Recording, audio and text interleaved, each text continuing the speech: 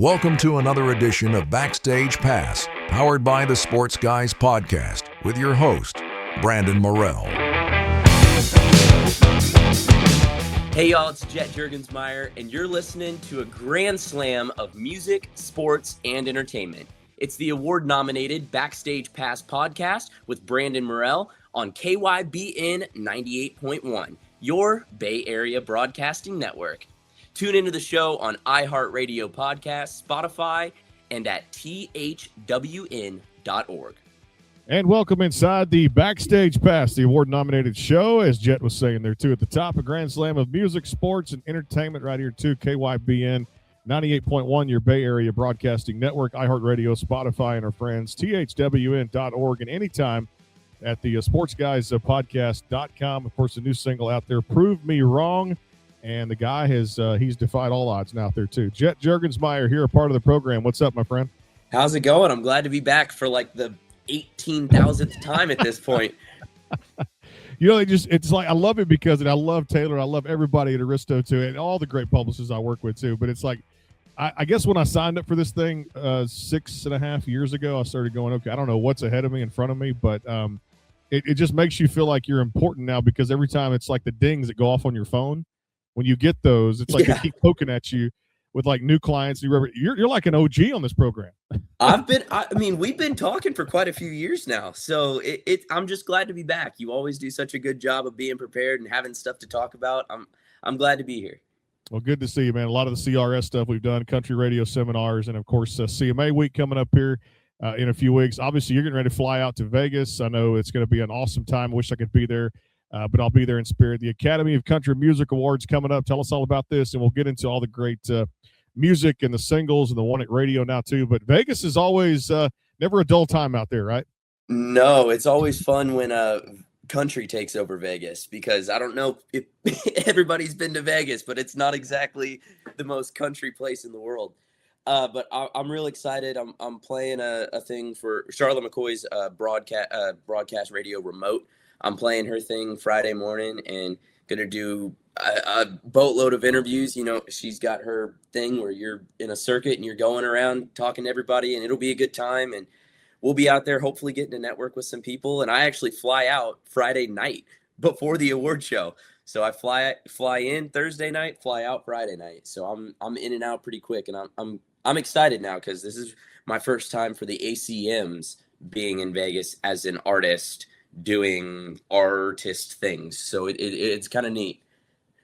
I love that, doing artist things out there yes. too at the same time. And of course, I know Shania Twain, if you get to meet her, say hi for us, no doubt. She's hosting this Academy of Country Music Awards. You got to be excited about that too, because that's the kind of cool thing, is like, you know, when you approach CMA week, I always love it because and it's hard to do this job and not get a little giddy when you see the stars, you know, come out there too. CMA week's coming up June 4th to 7th in Nashville. We'll be there doing a radio show live at the Music City Center. So like for me, it's like, and you know this, being a little kid again, you're like, there's a star. Stardom kind of takes over for those weeks, doesn't it? Oh my goodness, you have no idea. It is so stressful sitting in a room doing interviews and talking with people, and you're like, oh, there's Cody Johnson. That's Randy Travis right over there. That's Shania Twain.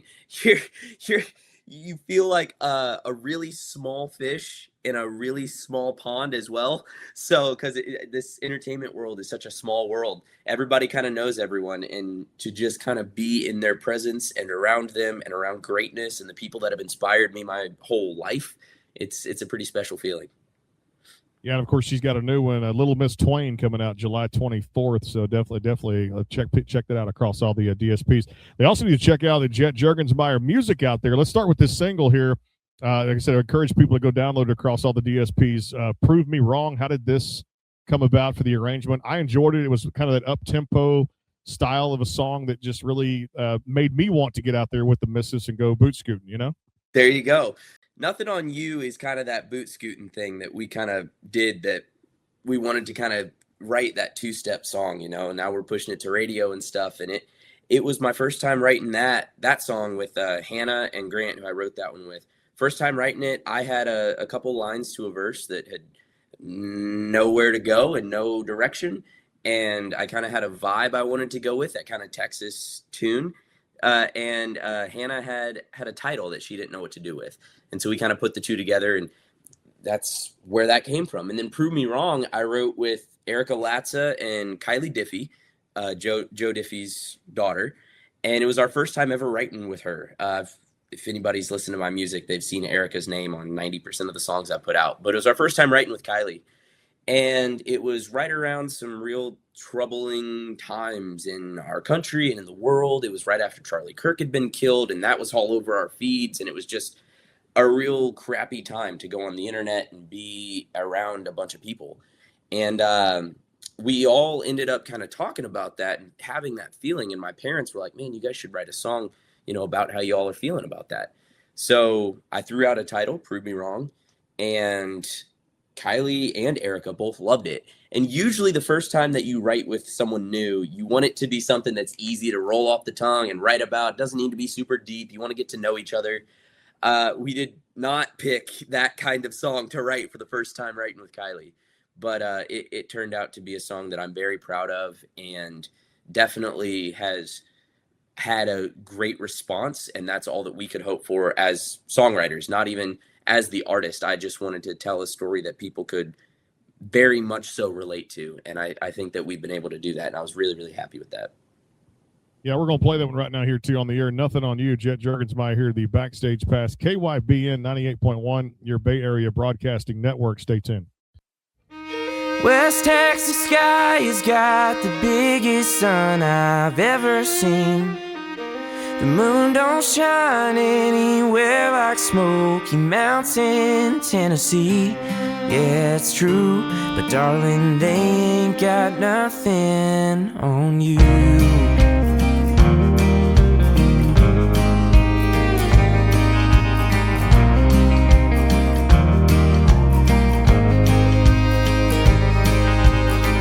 I've spent more time in broken boots that I can't ever forget. Rode out the seasons in an old 07 Chevy bed.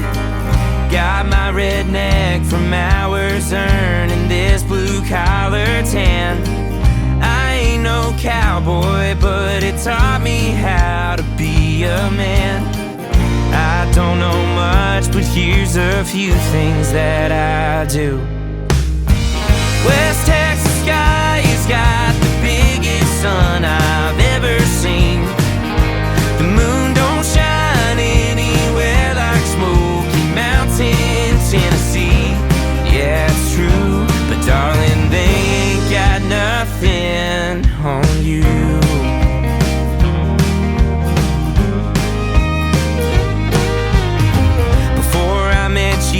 I was slacking reins, all spurs, no brakes, till you wrote me in and dallied down. You got this wild boy tamed. There's something about your green eyes that takes my breath away. Just like a wayward wind blows a tumbleweed across the plains. I don't know much, but there's a few things that I do. Like West Texas sky has got the biggest sun I've ever seen. The moon don't shine anywhere like Smoky Mountain, Tennessee. Yeah, it's true, but darling, they ain't got nothing on you.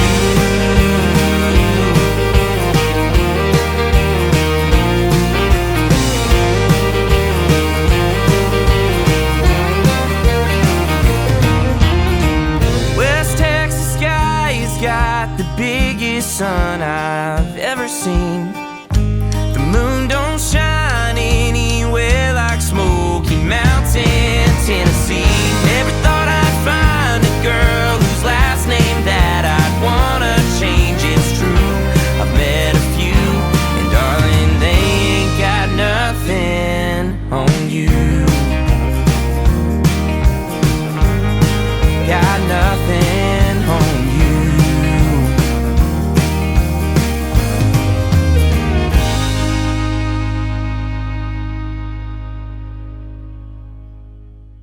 This is recording artist Abby Carter, and you're listening to a grand slam of music, sports, and entertainment. It's the award-nominated Backstage Pass podcast with Brandon Morell on KYBN 98.1, your Bay Area broadcasting network. Tune into the show on iHeartRadio podcasts, Spotify, and on the sportsguyspodcast.com and at thwn.org. Are you looking to increase your online presence? Are you searching for a new logo or company branding? Have you been considering more ways to reach the world with your business, ministry, or church's message? Barkley Music and Media is an award-winning design company that utilizes the latest technology while keeping the integrity of over 30 years of customer service. Web design, graphic design, multimedia, video editing, voiceover, commercials, logo design and branding, photography, and much, much more. See portfolios and testimonials online at www.barkleymusicandmedia.com or contact them today at 502-382-8299. Barkley Music and Media, your connection for the best in multimedia. Call today, 502-382-8299, or go to www.barkleymusicandmedia.com. Barkley Music and Media, integrity, technology, and design. www.barkleymusicandmedia.com.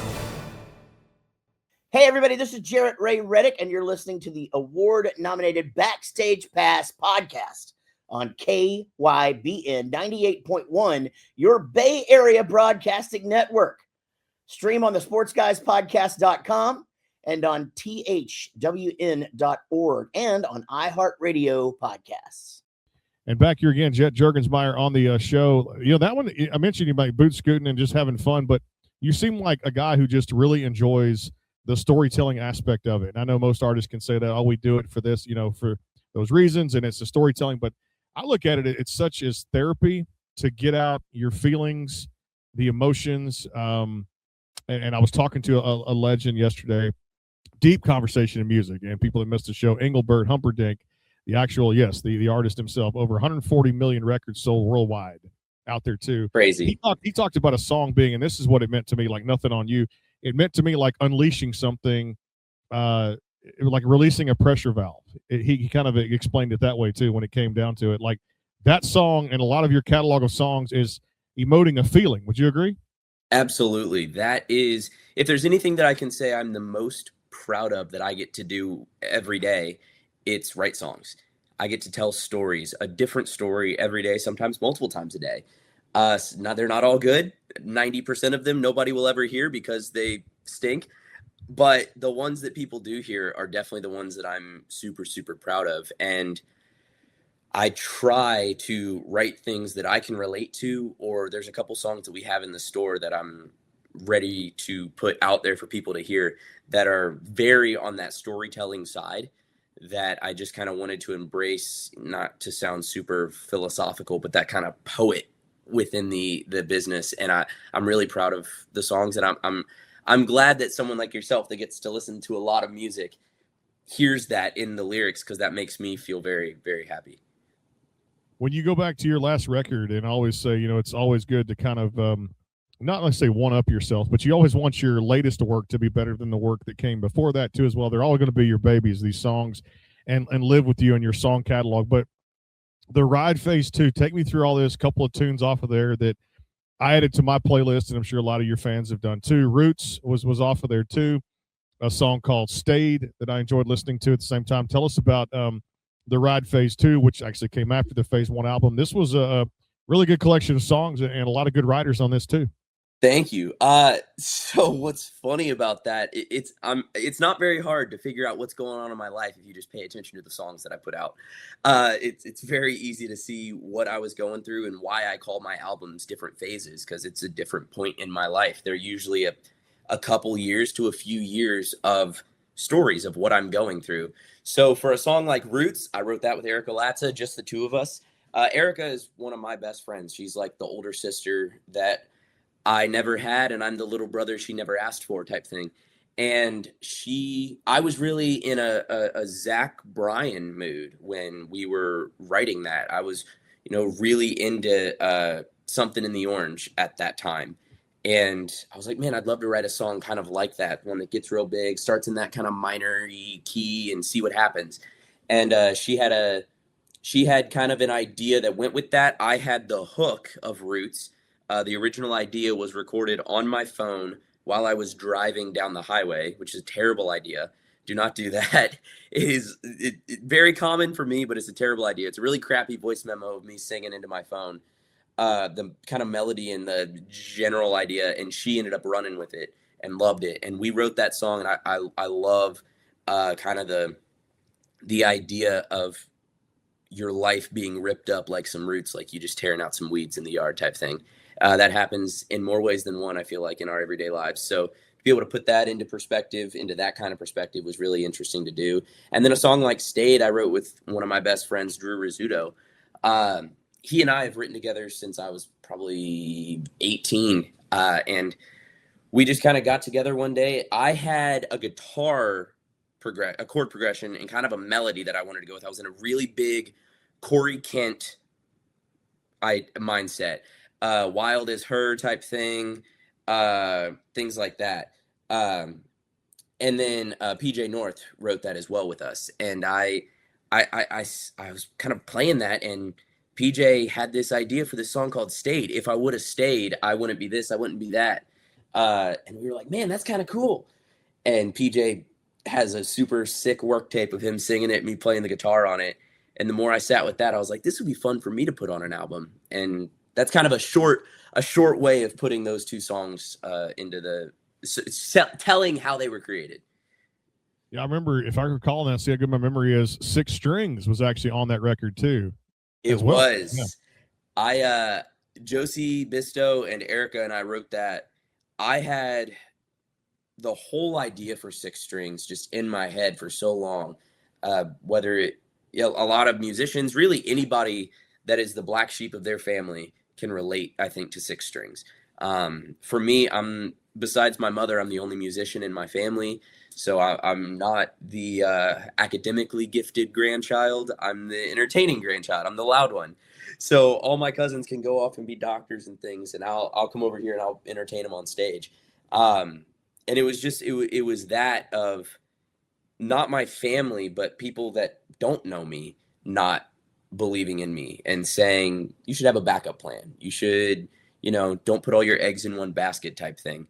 I was very fortunate that all of my family has always supported me and had my back and faith in me. But Six Strings was just kind of me saying, hey, I know that God put me on this earth to do this, and he's got a plan for everyone, and I don't know what it is, but right now I know that I'm meant to be doing this. I don't know what I'll be doing in 20 years, but I know right now this is where I'm supposed to be. And I remember the first time I got to play Six Strings on the radio, I played it live in Alabama, and in that song, I talk in the second verse about those same people hear me on the radio and swear that they just knew it all along. And I remember not thinking about that line before I played the song, and now I'm on the radio playing it, and I just started grinning because I was like, now I'm playing this song on the radio. Yeah, I love it too. And a lot of people that know you've done it, like I said, cinema type work, the television actor type work, which has been really cool. How much has that helped you kind of shape it over into becoming the country artist that you want to become, work like that? They really, really go hand in hand. I always say I wouldn't be as good of an entertainer on stage if I didn't have the amount of time in front of a camera. And I wouldn't be as good in front of a microphone if I didn't have the amount of time in a studio doing voiceover work. Knowing when to pull off the mic, when to look at the mic, when to pull away from the mic, things like that. It's little things that you can't learn in a classroom just by trial and error and trial by fire. They really, really help and go hand in hand with one another. And I wouldn't be where I am in my life if I didn't have both. A good answer. I love that one. Let's tell us about, before I played here on the show, when Red came out last year as a single. This one caught a lot of good praise out there too from your fans, and a lot of good feedback people told me just on through social media, just listening to that music you talk about. We get a chance to listen to it. Such a great song for you, and did a lot of cool things. I really enjoyed this one. I like the feel and the vibe of it too. This was my first song to ever hit 1 million streams. And that was a feeling I wasn't expecting it. Genuinely. That's not me trying to be modest and humble. I didn't think that would happen. And when it did, I was like, whoa, this is happening. That's crazy. But we wrote Red. It was me, Erica, and our friend Kaylee Clark. I said, you're going to hear Erica's name a lot. She and I write a lot of stuff together. But Kaylee is kind of like a younger sister, even though she's only like 6 months younger than me, she's kind of like that other sister. And we all just sat around bonding. And I, on the way to the right, had the idea for Red, because obviously I plan ahead for ideas. So I'm on the way to the right, and I was trying to think of a way that we could write a song showing how everyone is a lot more similar than we realize. And then people want to admit, for various reasons, whether it be political, religious, you name it, vegan, vegetarian, carnivore, you name it. And so we were all kind of talking, and I was like, everybody bleeds red. Everybody's human. Everybody, when you get down to it, we're all children of God. We're all made in the image of God. We all bleed red. Really, we're all not that different. And I said that to Erica and Kaylee, and they were like, yeah, you're right. What if we just wrote a song called Red and talk about different things in everyone's everyday life that are red, and then how everybody bleeds red? And I was like, you guys put into words what I was thinking. So we wrote that song pretty fast, like an hour and a half, which is kind of good for speed time wise. And we wrote that quick, and I fell in love with that song. I found myself listening to the work tape over and over again. And the very next time we were in the studio, we recorded it. And it was without a doubt the song that we all, my parents, all of my team, myself, everybody went, that's the next one we put out. And as soon as we had it mastered, we released it. Well, I tell you what, we all bleed a little red here. It's Jet Jurgensmeyer, because we're in the greatest country in the world, the United States of America. And we feel, some of us think the same way. We do bleed red. Here it is, Jet Jurgensmeyer, the Backstage Pass. Stay tuned.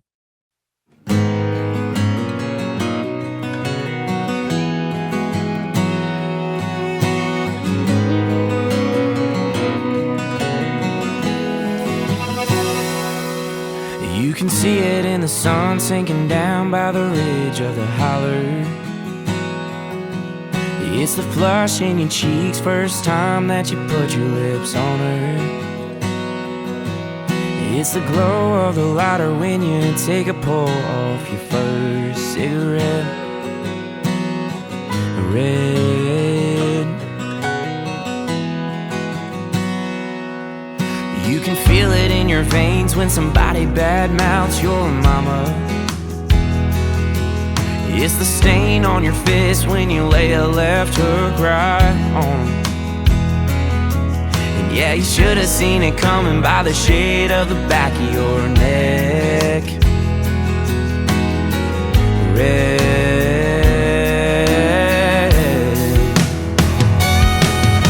Red on the bottom of blue-collar boots when they're working on being broken. Red like the stripes on the freedom flying, standing tall in the wind. Just like the dirt, one day we're all gonna be covered in.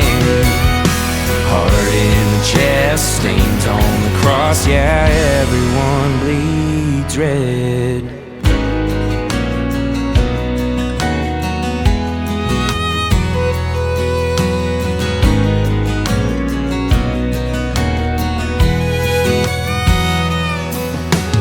Color of your eyes after the night that she finally rode away, and the cloud of dust that she kicked up from a road that ain't seen rain. God only knows when it'll finally pour and wash away that tread of red.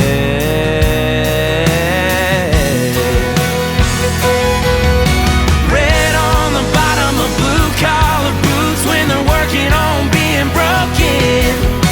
Red like the stripes on the freedom flying, standing tall in the wind. Just like the dirt, one day we're all gonna be covered in. Heart in your chest, stains on the cross,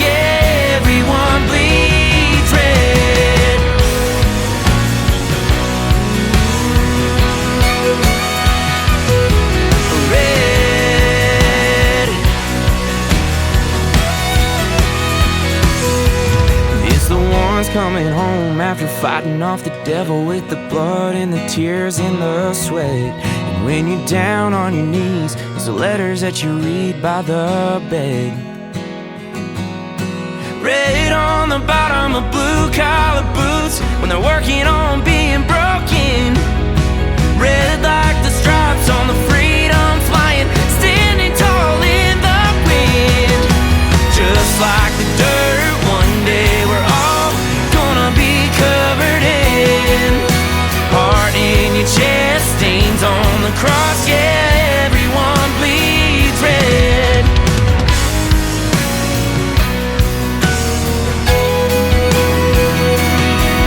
Red.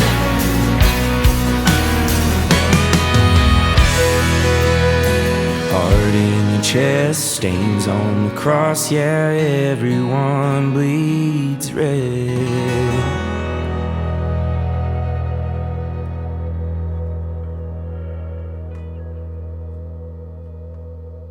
Hey y'all, this is Chandler Marie, and you're listening to the award-nominated Backstage Pass on KYBN 98.1, your Bay Area broadcasting network. You can listen to on thwn.org and on iHeartRadio podcasts and anytime at thesportsguyspodcast.com. Is your home or business in need of a fresh look? Right Flow Pressure Washing and Lawn LLC is more than just pressure washing, providing professional cleaning for homes, commercial buildings, parking lots, roof cleaning, gutter cleaning, and so much more, including lawn service and landscaping. Our mission here at Right Flow is to exceed the needs of all our customers while providing all of our services at an affordable rate. We're committed to going above and beyond where the job is done right. Give your property the care it deserves. Call Right Flow today at 409-363-2565 or go to rightflowwashandlawn.com.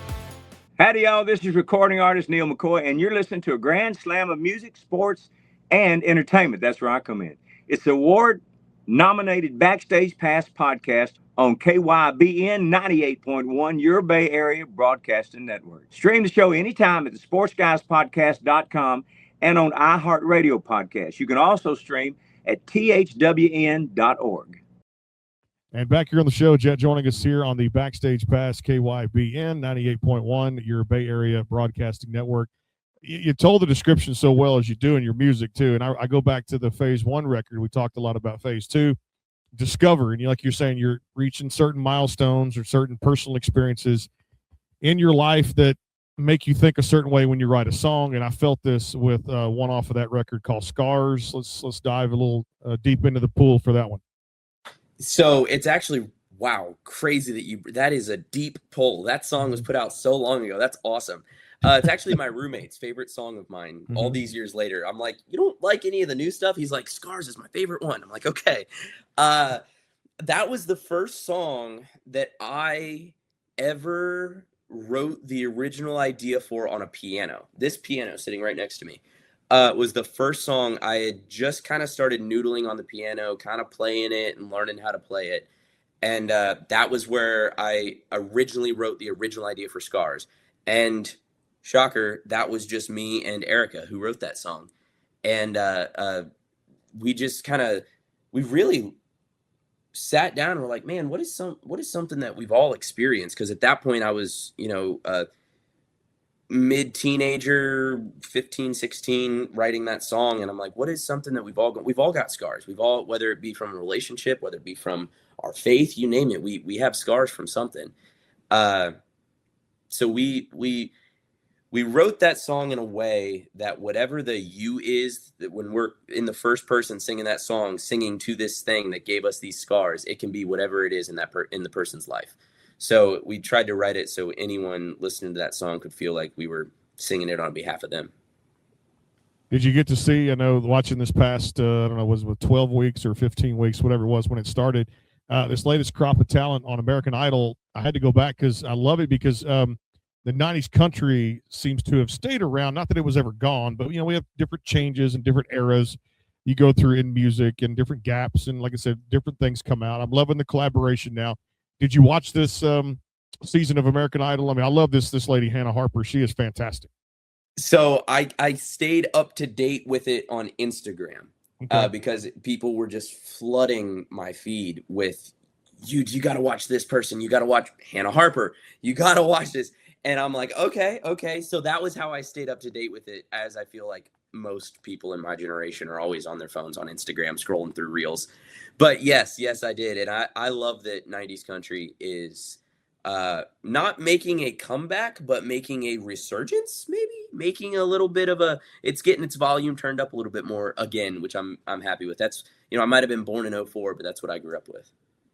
Yeah, that's the beautiful. I mentioned Shania Twain. They're hosting the ACM Awards, and of course that the album coming out, Little Miss Twain, which is 15 songs. No little album by any means, but Little Miss Twain, 15 songs. But looking back, and I know also with the resurgence, that's a great word to use there for 90s country, but gospel's becoming big. I say just profound again out there for people turning on songs. And I know you did one, and if I remember this correctly, Talk to God was on that record. How it yes, dug into my Rolodex there. But looking back at it, that was something. Have you ever thought about? Because you'd be good at any genre. I always say that, but is that something? Has that crossed your mind? The gospel, like diving into that deep end? Completely. That or the kind of CCM world, things like that. I'm a huge Brandon Lake fan. I have written quite a few worship style songs because that's the kind of music that I love. I've been to 2 Brandon Lake concerts, and he's still one of the best live performances I have ever seen.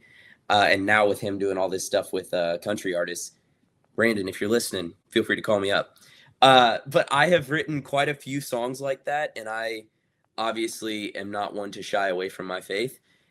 And it's not out of the question that there could be a worship or gospel faith-based project in the future. So for you, I guess, would it be that Brandon Lake type of duet to kind of go in with, dream collaboration for a song? Would there be a female artist? What can we see there?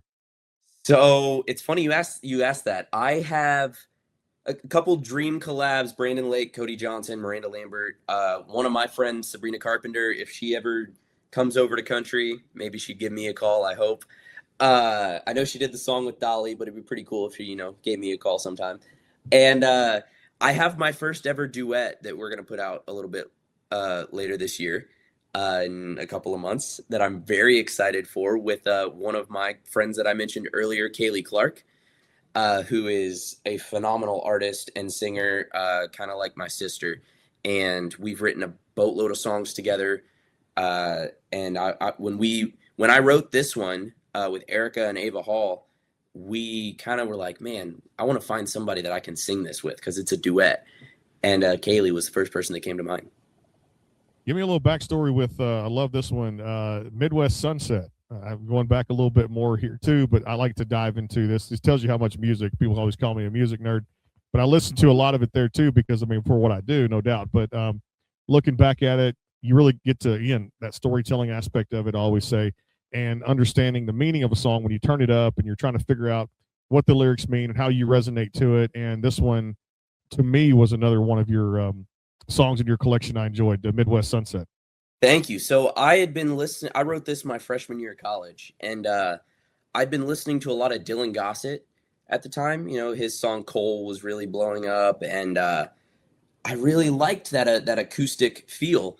And I'd done a couple of acoustic songs, or we had just recorded like 6 strings. I actually played the guitar on for that song because it's an acoustic song. So for Midwest Sunset, I had the idea. I was like, it'd be really cool to talk about a person in reference to a sunset, connecting them with that. I have no idea how that's possible, but we're creative people. We get inspiration from everything. And I brought the idea to Erica, and we sat down on FaceTime. And I was in my dorm, and she was at home. And I had the melody, and I had the idea, the chord progression. And I said, all right, I don't know where this song is going to go. And we wrote it top down rather than like writing the verse or writing the chorus to get the idea, where it's going to go. We literally started at line 1 and just started singing things that we thought could work. And that's literally how we wrote the entire song. And I'm super proud of that song. I want to come to one of your songwriting sessions. I love getting inside your head with lyrics. And, that I always call it a tapestry when you think about it too, looking back at it too. It's that starting with one idea and seeing it progress through your entire song catalog and seeing these albums come out, which are just damn good songs. I'm not just saying thank you so much. It's just like you said, you almost have that fabric of country music, and that's what you've put out there. You have to live it, to feel it, to believe it, to bring it out for people to kind of, like I say, release that pressure valve and resonate to a song. And so I got to commend you on writing things that are very close to, what you believe, near and dear to your heart too. At the same time. Thank you so much. Thank you. That's what it means to me. All right, I've been on this since I've lost this weight, and back to the committed to yourself and the health kick and all that kind of stuff. Been on this sushi kick and going to one of my favorite restaurants at least twice a week because I love eating it, and it's just something about. I know the brown rice is better than white rice, but rice in general I just love to eat with sushi, and then you get like a little bit of a miso soup and some other things. For you, what's been the latest like craving for you food wise? Oh man, I've been following a bunch of Instagram pages that are all about just like high protein, healthy foods to cook because I'm really big into fitness as well, and I'm a hunter, so eating everything that I harvest is the best. And so I've been cooking. I got a crock pot, which is the greatest thing ever created because I can absolutely nail dinner by just leaving it sit in place for 9 hours, which is great. I can put stuff in there in the morning and it be ready for dinner. It's great. So I've been cooking I take my elk meat when I went on my elk hunt back in 2024. I still have elk meat left. And I take packs of ground elk meat, throw it in the crock pot, little red hot sauce in there, some other seasonings like garlic powder, salt, pepper, little Worcestershire sauce, Worcestershire, you know what I'm saying, and protein pasta, which is delicious, along with beef bacon. Cook beef bacon for a little bit of grease, a little bit of fats in there. You take a diced onion and a diced pepper, cook that in with the grease. Dump that in the crock pot, cook up your pasta, dump that in the crock pot, and then forget about it. And there's like a protein sauce that goes with it of like low fat cottage cheese and cream cheese and stuff, and a little bit more red hot sauce because nobody's afraid of a little spice. Come on, toughen up. And I tell you what, I can eat on that for like 2 straight weeks, and it is the most delicious thing ever. I can pack it like a kindergartner taking it to college in my little lunchbox and eat that in between meals. You got to get the gains somehow. If you're at CMA Fest, which I know you're going to be there, if you got a little Tupperware thing, bring some of that by my booth, and I'll do a. I will bring you some. It is good. You're gonna love it. It is so good. It's the best thing ever. And that's if I'm trying to go healthy. If I'm not trying to be healthy, my mom has a great recipe for frying backstrap, whether it be deer, venison, elk, you name it, backstrap. You fry it, you get a little flour on it and fry it up, and then you make some gravy. And if I'm not trying to be healthy, I'm eating some country fried backstrap with some gravy. Makes you hungry for dinner tonight, no doubt about it. And I've been on this. I still love, one of my favorite things is I love just guac, eating avocado. Oh. And man, Chipotle lately for me, those bowls. You can cram brown rice and you put your lettuce and all your pico on there, plus whatever chicken they have too, and you make that Chipotle avocado right now is really good. It is Chipotle is absolutely unmatched, and their fajita vegetables are delicious. Do not knock them until you've had them. It's amazing. They're that good too. I didn't know this till the other day, and I think it's true that Chipotle actually is owned by McDonald's. I did not know that. Yeah, my wife was just telling me that too, and I checked it. Everything checked out. I was like, "That's crazy how that." Wow. The useless information we give you here on the show. No, I'm kidding. It's just. Hey, that's okay. That's okay. We also give health advice. Apparently, here we go. Health advice too at the same time. Yeah, it's gonna be a lot of fun. I love all this great music too. I want to ask you, and we'll finish with this one. Now you got other obligations. He's the big man on campus. He's got some other things he's got to do. But I'm looking forward to, my favorite cartoon is actually coming out in the full length edition of this movie coming out, Masters of the Universe, June 5th. I was a He-Man fan growing up, and now they put out the actual anime film of it too, not the cartoon version. But I will say, being fans of all that, I got to see the cartoon version of it on Netflix, which is out there, Masters of the Universe. If you haven't checked that out, check that out too on Netflix. But also the actual movie is coming out June 5th. Were you a He-Man fan growing up? Was that something I didn't grow up a He-Man guy. I grew up on like Phineas and Ferb, Jungle Junction when I was little. And it was funny because I was a voice on Bubble Guppies and I watched Bubble Guppies. So like it's kind of the duality of my life right there. But yes. That's going to be a lot of fun, too. Looking forward to that. Again, prove me wrong across all the DSPs, all the music we talked about today, too, as well, along with Red and the current radio single, Nothing on You, is across all those DSPs for streaming. And make sure you guys check him out across all social media. Hope to see you, my friend, at CMA Week. Jet Jurgensmeyer here, the Backstage Pass. We always appreciate you, man. Thank you so much for having me. I can't wait to do it again. Yeah, bring me some of that pasta because we got to do a taste test. I got you. I haven't had elk meat in a long time to eat elk meat right here on the Backstage Pass. So more coming up here. We're building towards CMA Week, June 4th to 7th, Music City Center, Nashville, Tennessee there. The Backstage Pass, the award-nominated show. More great shows coming up. Nate Smith coming on the show this week, too, as well. And Sadie Bass going to drop by, too, one of the top female artists in country music. We'll see you guys on the flip side. Take care. God bless. Hey, it's Nate Smith, and you're listening to a grand slam of music, sports, and entertainment. It's the award-nominated Backstage Pass podcast with Brandon Morrell on KYBN 98.1, your Bay Area broadcasting network. Tune into the show on iHeartRadio Podcast, Spotify, and on the sportsguyspodcast.com and at thwn.org.